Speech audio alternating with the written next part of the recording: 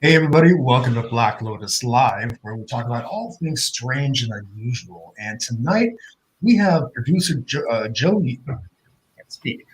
Yost, who is just about to drop a new documentary called Alien Abduction Answers. And if you haven't John Yost. John Yost, yes. If you haven't seen the preview yet, I highly recommend you do so. I've got a link for it dropped in the description, and it looks like it's going to be fantastic. John, it's great to have you here. Thank you very much for being on Black Lotus. I really appreciate the opportunity to speak to you good folks. I'm glad everybody could be here tonight. Yeah, us too. So, John, I know you're into TV and film production, and you do an assorted variety of things. What made you stumble into doing a documentary about alien abduction? That's a twofold answer. When I was a boy of 7, I had a very dramatic experience that left physical marks on me. And I was told at the time, back in the 70s, to lie about it. And so I lied my entire life. As you mentioned, my business is film and television projects. So I write and I direct and I produce films with a company called Rhino Pictures. Rhino Pictures has been around for about 38 years, and I've been with them for 12. And so this company that I work for, we do business for a variety of very, very large concerns. Fox, Esquire, Comcast. And we had an opportunity to do a project with somebody you all you know probably very well about the paranormal. So, I mean, it was just kind of a run-of-the-mill thing for me at the time. It was just another, we were guns for hire, if you will. And so we were in Borrego Springs, California, which is a desert, basically, very flat. And we hadn't seen anything, and we had trained our cameras everywhere, and we were trying to understand this entire phenomena called CE5. It was something that we had no clue of, and I certainly had no idea about. And one evening after shooting, we were downloading all of the footage to our hard drives, and we went outside for an evening drink. It was about 1 or 2 o'clock in the morning. And my crew was there, and so were about 15 other people. Well, I raised my glass. There was a toast, and I raised my glass, and I saw this glint in the glass. And my mind is struggling to figure out, what is this glint? And I said, oh, it must be the moon, right? And then my mind said, wait a second. This is a new moon. There's no moon. And as I pulled out my glass, I was here in this position.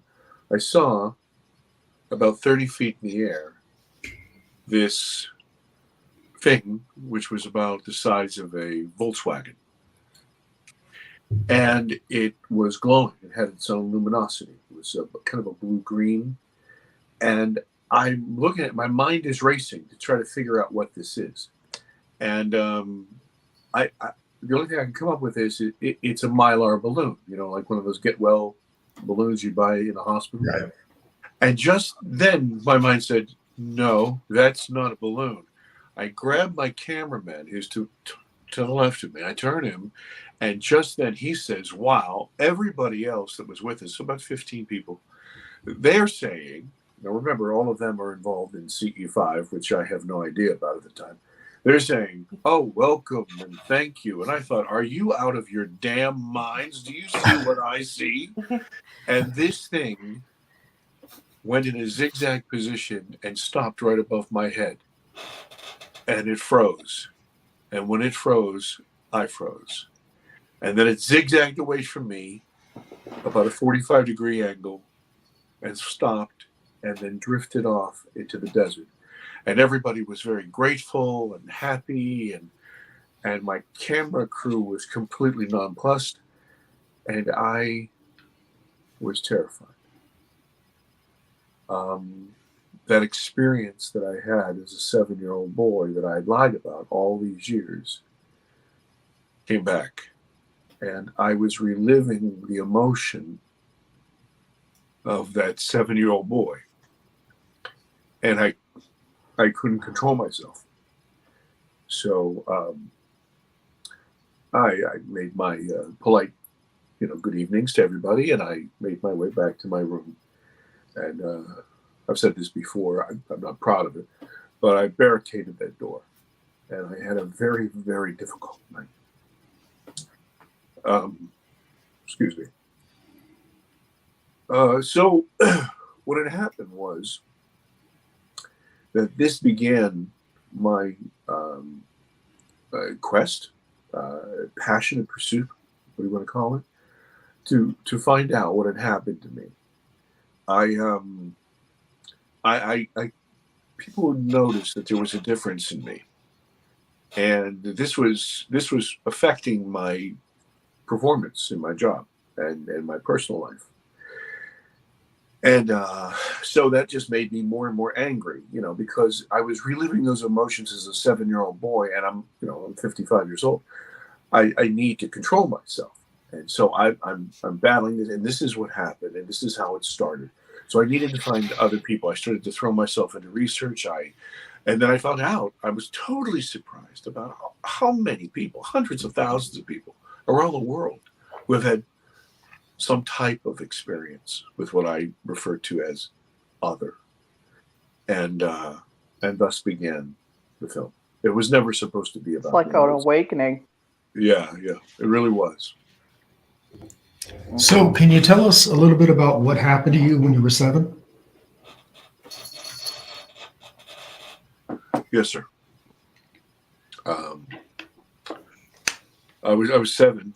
It was 1974, August, and I woke up to this droning. This thing had awakened me, kind of like this kind of an undulating moan. Mm-hmm. And I sat up on the side of my bed. I was disturbed. I rubbed the sleep from my eyes, and I just felt this need to go to the restroom. So I went to the bathroom. I go into the bathroom. I do my business. I turn on the water to wash my hands, and I let the water run for a long time. I don't know why, but then I turned it off, and I went to the bathroom door, and I opened it up. And when I did, I was met face to face with what to my 7-year-old eye saw. And I saw in my mind a Japanese character on television called Ultraman. Wow. Now, at the time, Ultraman was common in the afternoon, television, and he was a big silver guy with these gigantic bulbous eyes. And so I'm looking at this entity, this person, and they're exactly the same height as I am. So it's not a big person. I'm a 7-year-old boy, and I'm looking eye to eye. And through this experience, we got very, very close. I can see myself actually walking toward him. I say him, I don't know. And we literally get nose to nose. Wow. And At that point, I didn't have any fear, but then something started to happen. I could feel myself slipping. And it's the way I describe it to people is this: if you've ever been in a very large swimming pool that has different levels, Yeah. you can get to a certain point where the water's underneath your chin, but then that next step will slide and you'll go under. That's Yeah. the way it felt. That's a good way of describing it. I know exactly what you mean. Yeah. And I became terrified. Well, we started literally to struggle. And just then there was this flash of light, this tremendous flash of light. And I saw what to my eyes looked like a kaleidoscope of very fast moving lights. And almost like being on a carousel that had gone too fast. And then when I finally came to my wits, Right. the entity and I had switched positions. Their back was in the bathroom, and my back was toward the stairwell that was behind. Okay. And it was hardwood. And so just then, I'm kind of shocked. How the hell did I get here? This sort of thing. And he reaches out with his right hand toward my left shoulder. And when he does, there's this tremendous feeling of power, energy, electricity, I don't know. And it threw me back, and I fell down the stairs. Oh. And when I fell down the stairs, my parents' room was on the first floor. Mhm. My father and mother come running out. They hear their son, wailing. And I'm saying, Ultraman he's upstairs, And all my father heard was, intruder, right? So Right. he bounds up the stairs. He was a big guy, a mill worker. And he's, throwing doors open. And he came to that top step, and he looked at me, and he looked at my mother trying to console me. And it was not a good look. Anyway, they took me in, and they do what parents do. They open up a closet. They show you, who's under there. They look under the bed, that sort of thing. And I go to bed. Mother kisses me on the forehead, and that's it. And so the next day, it's summertime. It's a school break. So I'm a little boy. I'm outside playing all day, and I come in, and my mother says, listen, it's time to get a bath before dinner. And I'm 7, and I don't want to get a bath as a little boy. And she takes my T-shirt off, and she looks at my shoulder. And she says, honey, what's this? And I kind of look around sheepishly. I said, Mom, I told you. The Ultraman was in my room. He was upstairs. She had this kind of pained, sad look. And she said, oh, it'll be okay. It'll be okay, honey. Afterwards, didn't think about it. A few days later, my father is taking me to the doctor. And as we pull into the parking lot, he looks over his shoulder at me. And he says, now listen, when we get in there, I don't want to hear any of this bullshit about Ultraman. He says, you keep that stuff to yourself. And, I loved my father very much. I was the oldest son. Of course, I would have done whatever he said. So the doctor gave me a once-over, noticed the bruises from the fall, of course. And then he got to my shoulder, and he said, hey, what's this, sport? And I could see my dad in the corner, and he was not happy. And so I said, well, I played. I just got hurt, whatever. Doctor gave me a lollipop and sent me on my way. And I remember my father and him talking in the other room, something about extreme heat. That's all I recall of that. And my dad was driving me home, and as he drove me home, we were getting close to the house. And he said, listen, I'm going to tell you something, son. I want you never to talk about this Ultraman thing again. I don't want you to scare your mother. I don't want you to scare your sisters. I want you to shut your mouth. You keep that stuff to yourself. And so I did. And I did my entire life. And I mean, this is a difficult thing because, I was active in sports. I'm a letterman, high school, college, this sort of thing. And so, you're in gym. People see that mark. I made up all kinds of lies. And I lied so much. I lied to myself. I lied to everybody I knew. And one lie leads to another lie, leads to another lie. And I did it as easy as you put on your glasses. I see some of you wear eyeglasses. You never go through the pattern of saying, now I will put on my glasses. No, you don't. You just do it automatically. It's part of your uniform. And so that was part of my uniform. And so when that thing came above my head as a full-grown man, I don't know what happened, but all of that fear and terror as a young boy, and I really do have to say this, I think all that poison of lying for so many years and how it had touched me and every one of my relationships just came to a head. And it broke me. And that's how we got to this. Interesting. John, do you mind if I ask you, is what you've told us, I mean, were you on their ship, or do you recall how you actually got that mark on your shoulder? Well, I got that mark in that hallway in my home, as my childhood home, for sure. When he touched you? Okay. Yes, for sure. I don't believe that Do you still have that? Well, I'm sorry. Somebody asked a question. Do you still have Kimberly? the mark, or did it gradually go away? Oh, it's as big as my thumb, about an inch. It's very large, and it changes color and it changes temperature. Oh, really? Wow. Yeah. But to answer, I apologize. Let me finish that last So it's question. an implant? I don't know. I don't know. I think it's a scar from a fight, to be honest with you. But to answer your question about the ship, part of the film is, as I said, this entire encounter. I always remembered it. It wasn't a question of a regressed memory. I fell down. I had to go to the doctor. The doctor, as my father told me to lie. I lied my entire life. It was just one of those things. But then what happened was, in the film, you'll see there's that piece that I cannot recall.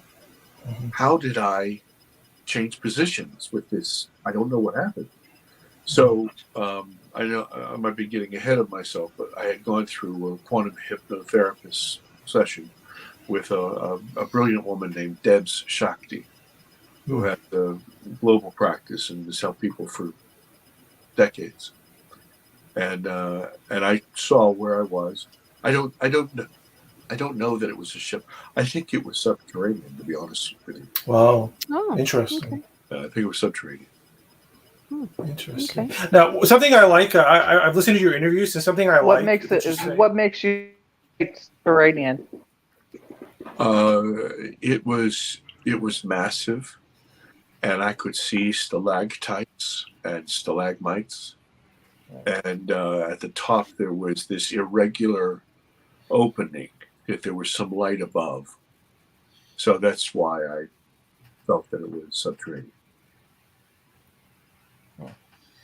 I was going to mention how I listened to your interviews, and you mentioned how you think the phenomenon in general is actually caused by different things. Like I think you mentioned like ultra-terrestrials, extraterrestrials, interdimensionals, maybe even crypto-terrestrials, and that's something I've come to believe myself. And I'm a field biologist. I've published scientific research in animal behavior and insects and stuff like that. And I don't know, that pattern just kind of hit. That's just kind of my gut instinct as well, is that we have several different phenomena going on. Now, that being said, I don't know if I heard you mention in your other interviews, which one of those do you think you encountered when you were 7? What category do you think that closely resembles? Yeah, what you're referring to is in some other interviews, people have asked me, what do I think about, Arcturians, all these. Remember, I'm a complete novice at all of this. It doesn't make any sense to me in many respects, but I think that this is the case. My point was, and this is where I'll answer your question, there are so many people who think that they have cornered the market on what this phenomena is. This is XYZ. This is the Greys. This is Lemurian. This is Arcturian. This is And I smile to myself. I think to myself, how in God's name are your arms that big? You know, I mean, how many different races of people do we have on this planet? Right. How many different agendas do we have on this planet? If you take for granted that life is prolific throughout the universe, how can you possibly say this is the definitive answer?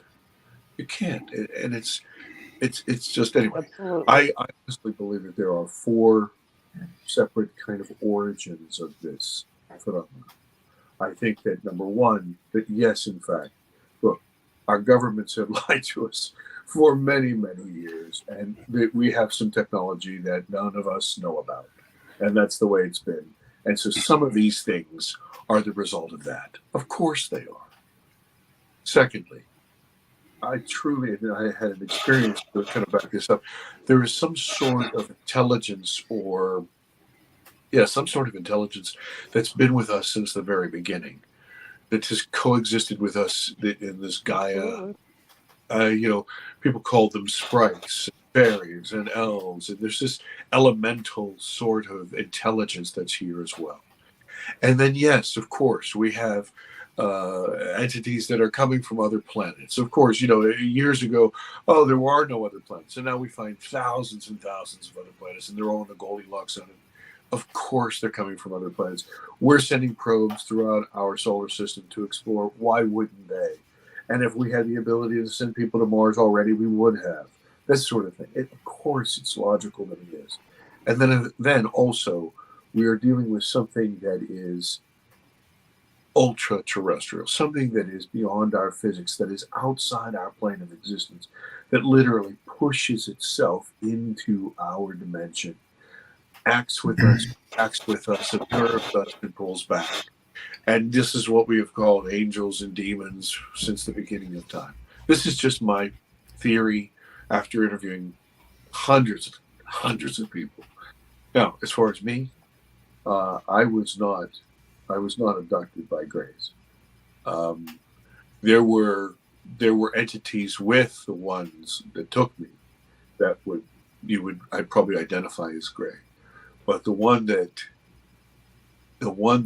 came and fought with me and took me was more insectoid. Oh, interesting. Yeah, it was much more insectoid. It's funny you mentioned insects because I've spent so many hours looking at insects under the microscope, and they do look like, when I look at them under a microscope, they do look very robotic when you see them magnified. And actually, Ultraman looks like an insect, magnified insect. His costume, the Japanese character. That was a very interesting observation. Huh. I'd like to get back to the Ultraman incident. When it touched you, do you think that it intended to harm you, possibly because you were too close to it? Oh no, we had touched prior to that. I had struggled against it. Okay. What you'll discover in the film is this had not been the first time. I knew, at some point, that this had happened before, and was going to fight him and not go with him. Okay. And so when I returned, remember I said I kind of came to my senses. I was literally in mid-fight with him, and then that flash of light occurred. And so when I come back, I just find myself on the opposite side of him, and there's some sort of struggle, and he reaches out in that struggle, reaches out towards my shoulder, and there's this energy. And let me say this to you.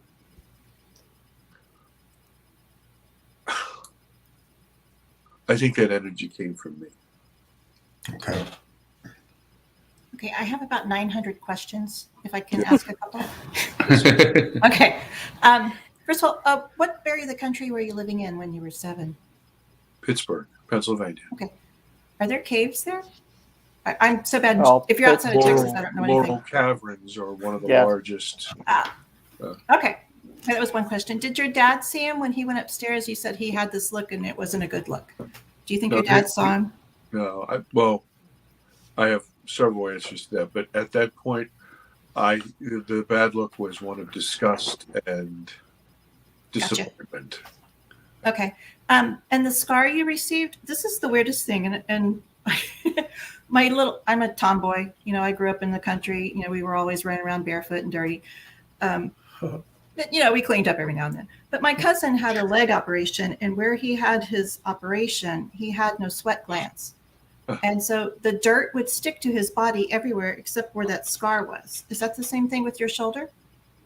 Or have you ever noticed that? I've never noticed, but I don't think, I think that dirt sticks to me everywhere. It's a gift, you can always do that later. Okay. All right. And then I have one. Do you think? I don't know how to say this. I don't know how to say this in a nice way, so I'm just going to say it because I too am in the visual art form for a career. But there are some people who, and I mean this with love in my heart, are basically empty boxes of air. And then there are some people who are crayons. They see the colors of the world. Do you think more abductions or more people are attracted to the crayon boxes? And perhaps that's why you were taken, because you can see more. You are more visual. Good question. We deal with this extensively in the film. About there's a big question about why me, or why you, and why not you. And there's also the kind of position that maybe everybody is. Everybody is interacting with this consciousness, this other, in all kinds of ways that we don't detect. But to be specific with me, and that kind of leads into, you guys have probably heard this over and over again, a lot of people who have had these kind of encounters, they say they have a mission, right? I never thought of that in those terms. I don't think of myself as a missionary in any way, shape, or form. But what I do think that I can do is I think I can translate very difficult subjects, be they emotional or intellectual, into a common language of light and sound and emotion that, regardless of your education or your background, you will resonate with. But I think you do have a mission, because you're part of the quickening, if you want to think about it that way. You are helping everyone see this, that people didn't see it before. You're helping with that. I appreciate what you're saying. May I say kind of a strident comment about that? Sure. I understand what you mean. And I think that I would probably agree with you, except for this.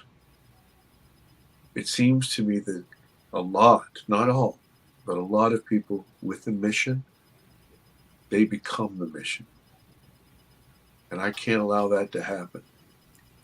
I can't allow it to be about me. I can't allow it to be about my description of my mission. You'll see people that all of a sudden they have the answers. It's about them. They're the only conduit. They know everything. All things that are released by the government or whatever have to be bounced off them because they know, because it's their mission. Yeah, but not everyone, because we all have a small I piece agree. of everything. I'm saying that I eschew that position specifically because of that. Yeah, well, Andrea Perrin is somebody I know, and she has a magnificent voice, and she's so charismatic, and she resonates with the term of light worker, and so do I. So she has a voice that can, reach millions. And me, I just, talk to the kid on the corner. So it's not always about the person. I agree. Some people can reach with their voices, and some people are one at a time. But as long as the message gets out. Well, right. And as I often say here at Black Lotus, one of the reasons we started this is because we wanted other people to know who have experienced this kind of stuff, that they're not crazy and they're not alone. And I think that's extremely important, because with what happened with me, it left me questioning my sanity, and as a result of all the memories I've had, I've got PTSD now. But I realized, though, that what happened to me was not with evil intent, any more than when wild trees, dissects an animal, and So yeah, I think people should know that. I think people should know that not all of these aliens are evil. I think some of them have bad intentions, but I think for the most part, like the Greys, I think that they are here to somehow help us. And I think people, you had mentioned, John, that thousands upon thousands of people have experienced this kind of thing. Um, I would venture to say it's in the millions around the world. And I think everybody I who has believe the same. experienced this the experience has changed them. Great. Sometimes for the good, sometimes for the bad. But the experience has changed people. I know it changed me. I agree. John, I wanted to say that I do understand what you said about the story not becoming about yourself, because first of all, I've never heard anybody say that, but it's absolutely true. I mean, people in this community, they can overshadow. It can become all about them, the ego, and then people notice that, and Right. some people don't. But it is a negative. So I do commend you for at least for more than being aware of this. You're actively trying to prevent. Maybe that's because you work in media and you're more sensitive to this type of thing, because that's how these people, display their ego is through media. But I do understand where you're coming from. I wouldn't have thought of that myself, but I do see where you're coming from. That is commendable to be aware of that. Diane Hilbert, If you're Fairy working Queen, with is the media, you asking have an outlet. where we can see the documentary. It's not out yet. It comes out, May 3rd, I believe? Yeah, May 3rd, and it's going to be on Amazon Prime and Hulu, and I can't remember the other ones. John, maybe you can help me out. Sure. Well, first of all, the absolute entrance into the market is May 3rd, but it's open for pre-order now. It's going to be originally on Apple TV, Amazon Prime, Google Play, Vimeo, Kino Now, and any kind of video on demand. Cool. All you have to do is say the name into your remote, it will come up. And then we're planning for it to be on Netflix in a few months, and then DVD, of course, towards Christmas. Sweet. That's fantastic. I got a question for you about production. Yes, sir. We have spoken to many people who are directors and producers for paranormal documentaries.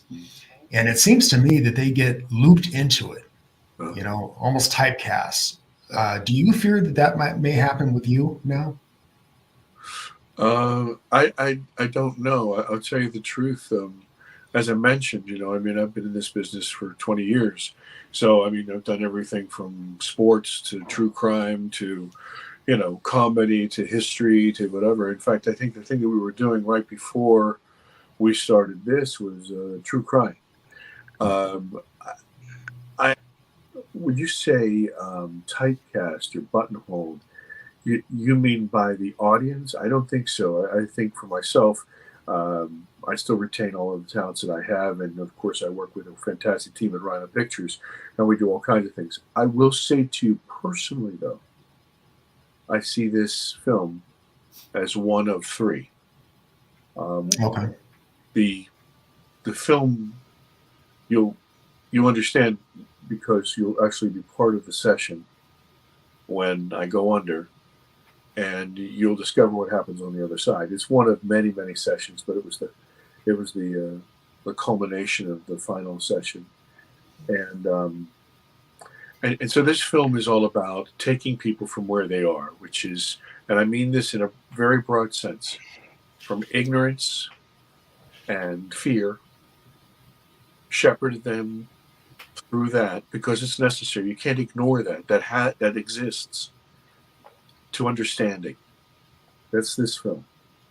The second film would be taken from understanding, and now that we have this information and we understand it, we understand some of the pitfalls, we understand some of the exhilaration, we can then bring it into our lives and understand it's a tool, like everything, like all of our experiences. I mentioned that swimming pool. Well, when you get to that deep side, you can swim, or you can sink, or you can retreat. But if you know the lay of the land, then you have a choice. And then the last film would be about people around the world, such as yourselves. There are people who realize that this is more than the shiny lights in the sky. It's about consciousness, your soul, who we are as not people, but as spiritual entities ourselves, which have pushed ourselves into this 3 dimensions. And so what they're doing is they're taking that information and that understanding and that integration, and they're doing something for the planet. I'm sure you've heard of star seeds and walk-ins and all of these good people. And what they're trying to do is direct us towards the light, towards a better outcome. And so that's what the 3rd film would be. Well, I think you're right. I think that's what some of them are trying to do. They're trying to. I think they're very concerned about the Earth, and they're concerned that we're screwing it up. Sure. Sure.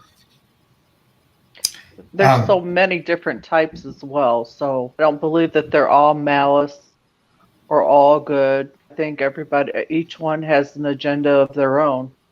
They're incorporating us in their agenda, no matter what it is.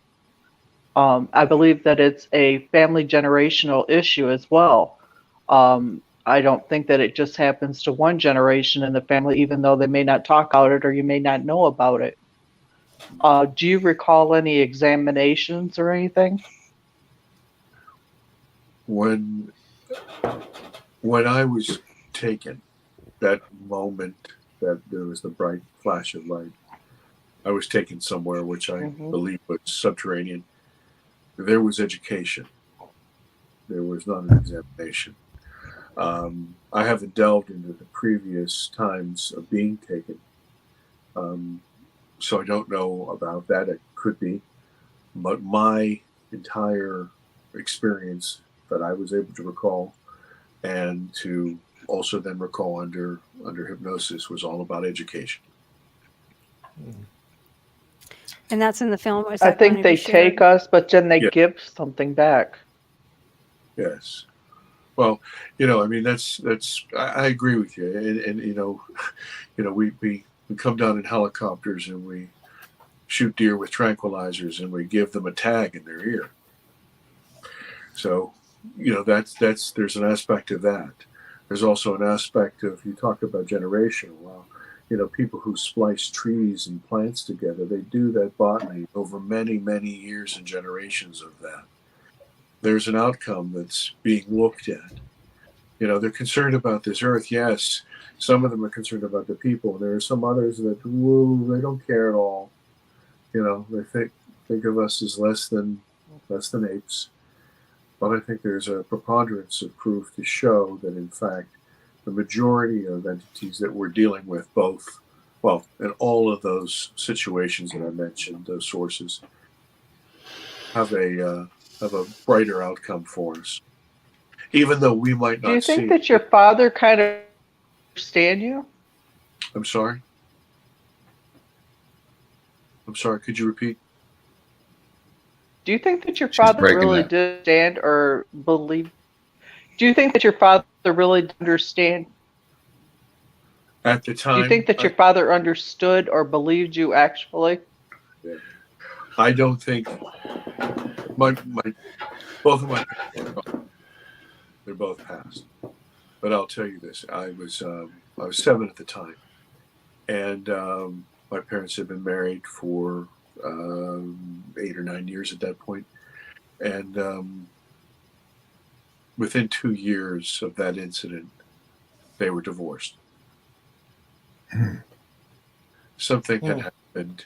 There was there were some very difficult times that occurred, and as a young boy, I didn't understand what was going on. But I think that added stress. Something happened. So not that night, but Do you I think it your became father clear. ever had the same kind of thing? I believe that afterwards he did. This Interesting. sounds like it's very well, it is very I'm feeling emotional, it. very traumatic to you. Yes. Is it extremely difficult for you to talk about? And do you think it'll ever get easier to talk about? It's I think the problem for me is this. A lot of people would look at me and say, well, what the heck is the big problem? The issue for me is that I've had to relive it over and over again, and Right. trauma that you experience as a child is ingrained in you so deeply because you're a bundle of emotion at 7. And in addition to that, Mhm. you have a lot of years to keep it in. And then the cherry on that is that you lied about it. Something very, very negative. So you reinforced all of that negative feeling. And so this is why as I work You had to suppress it. it's that's why it's so difficult. I know a lot of people who suffer from PTSD, and I'm finding out now that I'm one of them. Now that I'm actually remembering, what it was like growing up, compartmentalize their emotions. And I would say, for myself, I would say, well, that's not really me. That's the me I used to be. This is the me now.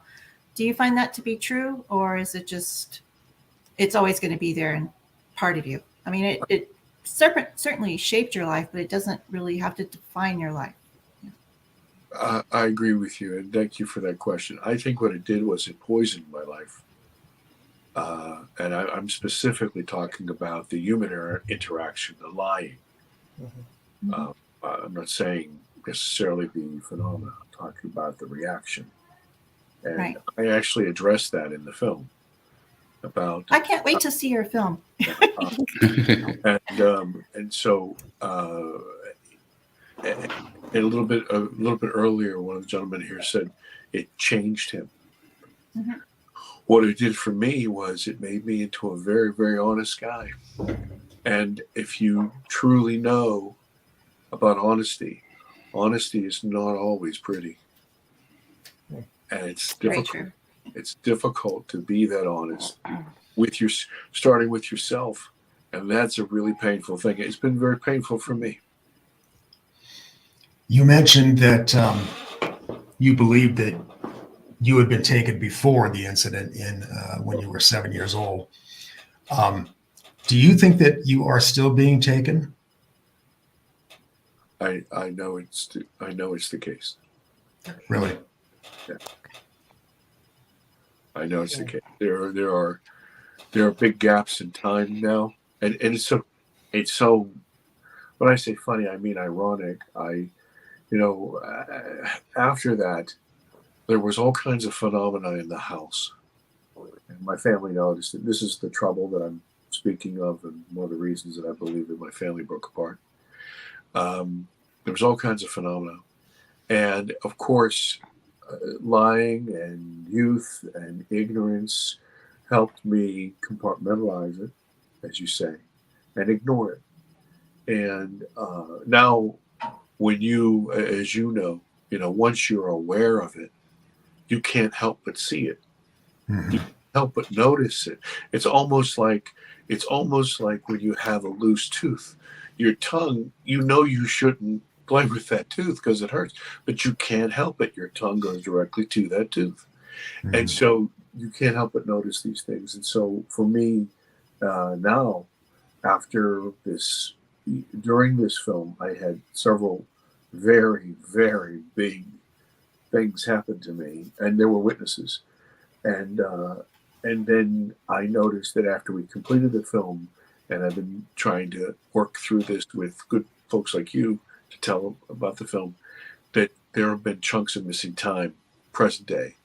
I'm supposed to be at the office at a particular time, and I'm there about 40 minutes later, and it shouldn't be that way. It shouldn't be that way at all. I've been going to the same place for 12 years. Mm-hmm. Yeah. That's interesting because I stopped at a red light one time and I looked up Do and you I think saw. that? Do you see how? Sorry, what I thought was a UFO. I watched it while the light was red, and when it turned green, I drove straight to meet my husband for lunch, and he goes, "Where the hell you been? You're 40 minutes late."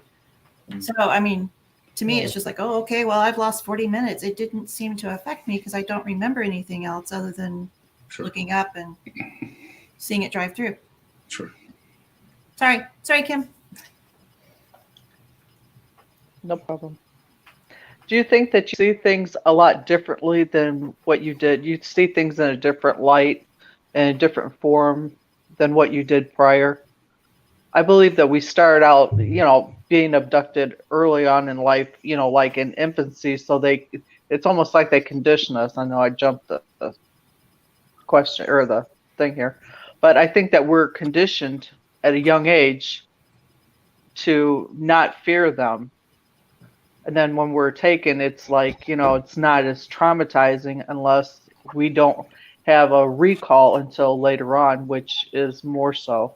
But what I was saying initially was I see things a lot differently. I don't believe things like I used to. Everything looks, sound, and feels differently. I agree with you, and this is probably a great caveat to talk about really the feature of the film, which is Ridley Strieber. He is a real sage in this field. In 1980s, he had written about his experiences in a book called Communion. I'm sure you're all familiar with it. And his addition to this film has just been priceless to me, and priceless as a person. He and I have become on friendly terms, which is a treasure to me. And he has really been able to give a perspective, like you say, seeing things through a certain set of eyes, and then taking a step back and seeing the different perspectives. Right.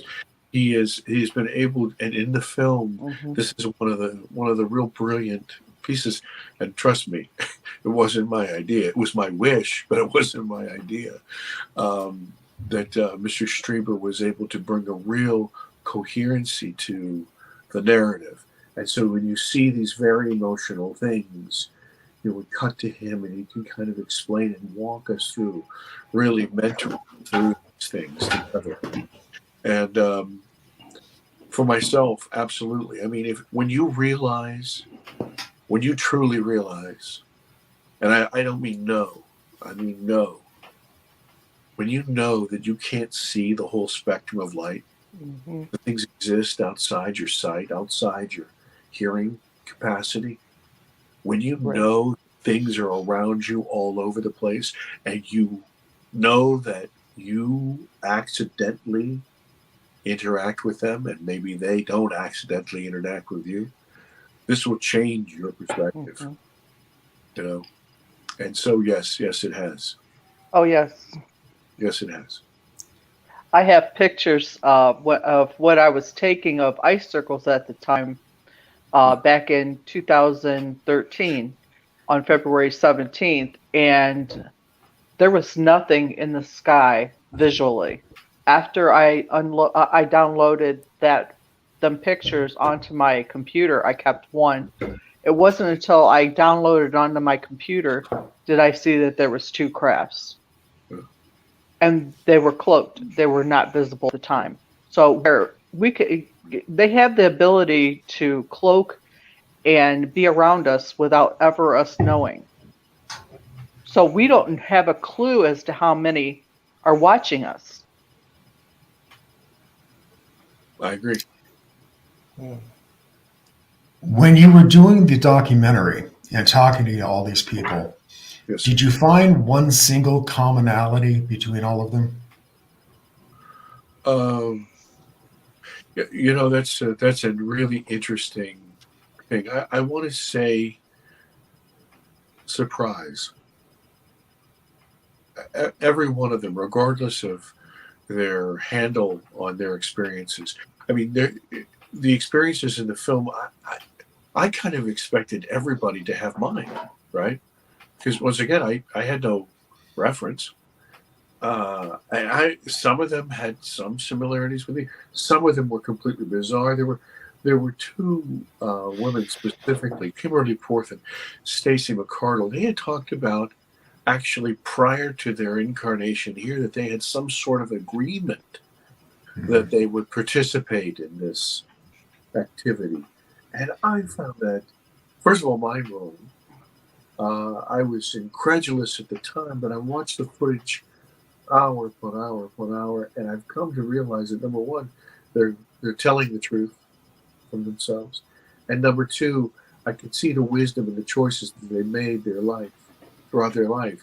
So they were aware of these things in their childhood, and it's so I would say surprised, because they're either surprised that people understand them, they're surprised that other people have the same sort of encounters, or they're surprised that everybody else's encounter is different. What kind of reactions have you gotten about your interactions? Oh, I'm certain that you could probably Imagine. believe this. the entire gamut. There's been disbelief. There's been mockery, of course. There's been scorn. There's been laughter. And then there were people who recognized something, but then just couldn't bring themselves to say anything. There are people I've known for years and years who give one of these, and John, and it reminds me of the work, honestly, of a gentleman you probably know, Mr. Ray Hernandez. Mhm. Ray Hernandez talks about how all of these phenomena, everything from contact with ghosts and spirits and near-death experiences and aliens and all, they all have a similarity in that they're all part of the same stuff, if you will. And he said to me when I spoke to him, It all runs full circle. film, but he said, yes, I'm part of that circle. But one of the things he said to me is that he gets a personal kick, personal charge out of this. He says to people, he says, look, you may not, buy into this or whatever, or you deny it for whatever your reasons are. He said, but if you put 100 people in a room that and asked each one of them if they had had something happen in their life that they could not explain, he said, you would find the majority of people would say yes. And this is what I'm kind of circling back to, why me? We literally address that. And I'm not talking about why John Yost, I'm talking about why me. Why do people who have these experiences, why does it happen to them? And so what I kind of posit in the film is that it's not necessarily that. It may be all of us are encountering something, regardless of our openness to it or not. It's that quiet knock at the door. It's that voice we heard where there was nobody. It's that flash of light that we just sloughed off. It's that whisper in the back of our mind that there's something else. I was listening to you speak to another person about, I think it was while you were filming your current film, and you were out in a forest and you saw the light going across the tree. I think you said it was a blue light. Is that the right film? And it hit you in the chest. Do you think it was looking for you? And did it leave a mark when it hit you? Yeah, two things. First of all, the light that hit me in the chest was an amber light, like a sun. And it was it was chest high. The thing that flew around and all of the other lights were that arc blue that you're talking about. Yes, you're correct. It did not leave a mark, but what I took away from that was that it was, and I have to say to you, it was one of those things that was pushing me to admit to other people that something had happened to me. People could sense that there was something wrong. But I never would say anything because I'd been conditioned for 40 plus years to lie. Right. And but that light hit me just, and I could feel that impact into me. And I had this breath of cool air. I've kind of funnily said, it's like that Peppermint Patty commercial where you breathe in the cool. Well, that's the way it felt. And then there were these other lights that accompanied, and then at one point they all came at me. And to me it was, we see you, and we see that you see us. And it was that So you think, knock on the door. So you think they recognized you, or they just happened to be out there and they go, there's that John guy. You know, Yeah. you know, that's a really interesting question. And this is what I mean. A few days ago, I was talking to a gentleman, and we were talking about communication, right? And so if I ran into a room and I started speaking German and asking questions in German, you get all kinds of different reactions. You get people who would shun away, you get people who would point at you, you get people, but then you'd find somebody who spoke German who would come to you and communicate with you, right? Yeah. Okay. If you were a person who spoke German and you walked into a room of everybody who's speaking English and you heard one person speaking German, you would go directly to that German-speaking person and converse with them. That's what you do. Okay, so what's happening is that people who are raising their vibration, people who are in tune with these CE5 practitioners through these protocols, what they're doing is they're putting out this signal. They're saying, hello, I speak German, or I speak whatever. And those entities that resonate with that, of course, you're saying, what is that? There's somebody over there talking to us. And they turn their gaze towards us to see who that is. And it's not mystical, it's just practical. And it's logical. If you heard somebody call your name, would you turn your head? Of course you would. Yeah, I've had the same experience so many times, and it's not with UFOs or ETs or anything like that, but I'm more in the woo-woo realm. Oops. And I think I've told y'all, I've seen the little blonde guy pop up going, hey, and then he disappears. But I think he does it just because he knows I can see him. And it's nothing mischievous or, it's just, I acknowledge you, like you said. Sure. And wouldn't you want to be acknowledged? Yeah. Just let me know you're coming first so you don't scare me. But, maybe listen, if you speak my language, I'm probably going to assume you're a friend. Yeah. I mean, nothing bad has ever happened here. Yeah. Not really. But, yeah, we've had people pop in all the time. So, interesting. I think we're going to get out of here for the night. John, when you first realized that you... Go ahead, Kim. Oh, go ahead. No, go ahead.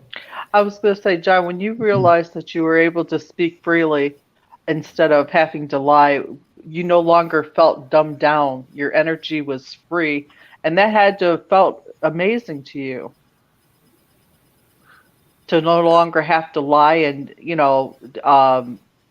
deny what was going on, but openly and freely speak, to others about what was actually going on. I think what you said is very wise, and it would make sense probably. But to me, to tell you the truth, I felt great sadness and emptiness because I had lost 40 some years. That's understandable. I felt bereft of it. And so it was a relief, yes, but I wasn't empowered. I felt defeated. No. And that's what made me so desperate. Anger probably showed up too. Sure. You're right. Because when I finally come out and told my story as well, and when... Go ahead, Damien. Well, I was just going to say, I remembered what happened to me in 1995, and I kept it quiet. I told a few people that I trusted, but I kept it quiet up until, when did we do that episode? That was 2.5, 3 years ago. Yeah, but anyway, I kept it quiet and I didn't tell anybody. And the reason being is because I feared ridicule, but after a while, I just didn't care what people thought anymore. And so I came out with my story to the world on YouTube, and just the opposite happened with me. I felt like a huge boulder had been lifted off my shoulders. Sure. And I think that that's a case with a lot of abductees, is when they finally admit to what happened to them, that, they feel free. I agree. I think that I was 52 before I unleashed my story. I was just going to say, I think that you're absolutely correct, and that has been my finding in all of the interviews that I've done. You're right in line with everybody. I think that the problem for me is that, once again, and you'll find out in the film, the complication is the human involvement. Remember, somebody who I adored, I would have kissed 2 miles of ground just to kiss their behind, told me to lie. So that intermix of love and acceptance and approval was all mixed together with that negative lying. You had your experience as a man, and then you kept your decision to be quiet for your own reasons as an adult. I was forced to by somebody who loved me and I loved them. And then when it finally came out, all of that poison, that lying, is the thing that tainted it. And so, once again, I point to that, how human beings can affect this experience. You said yourself, listen, the reason I didn't come out was because of fear of ridicule. Well, once again, that's a human involvement. It's not the entity. It's not the phenomena. It's how people are treating each other. And this is why all of these paths come back to this idea that we are all the same person. We are all the same stuff. We all come from the same source. God, Yahweh, the Big Bang, whatever. We're all made of the same stardust. And what we do affects everyone.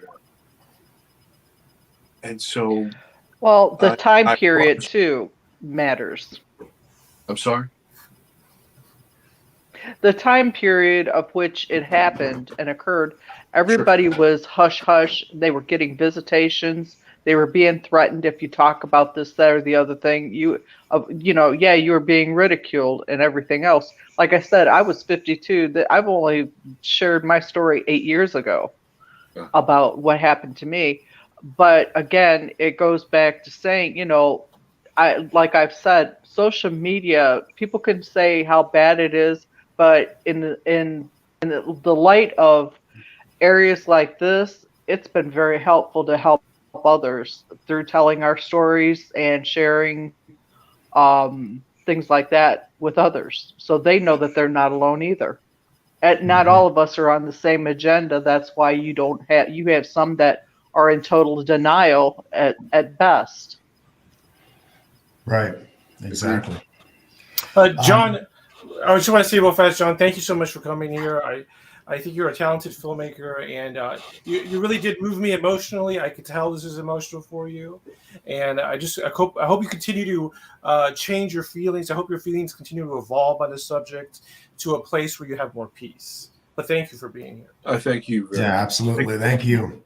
God bless you. Yes. So, we are going to get out of here for the night. John, thank you so much for being here. It's been great talking with you. I cannot wait to see this film. Me too. Oh my God.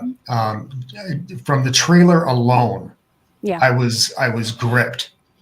And the people you interviewed in this film, like you said, they were honest. Yeah. They're telling the truth. I know they're telling the truth. Mm-hmm. And so viewers, again, I highly encourage you to take a look at that trailer. The link is in the description. And don't forget to hit like and most definitely subscribe. And when you do, hit the little bell so you get notified when we do this. And we do this every Sunday and Thursday at 8 p.m. Eastern Time, 5 p.m. Pacific. And if you have friends that are into the topics that we talk about, please share this video around with them and share it to your socials, to your groups at socials. And we would really appreciate that. Absolutely. But again, John, thank you for being here. Viewers, until next time, keep thinking and question everything.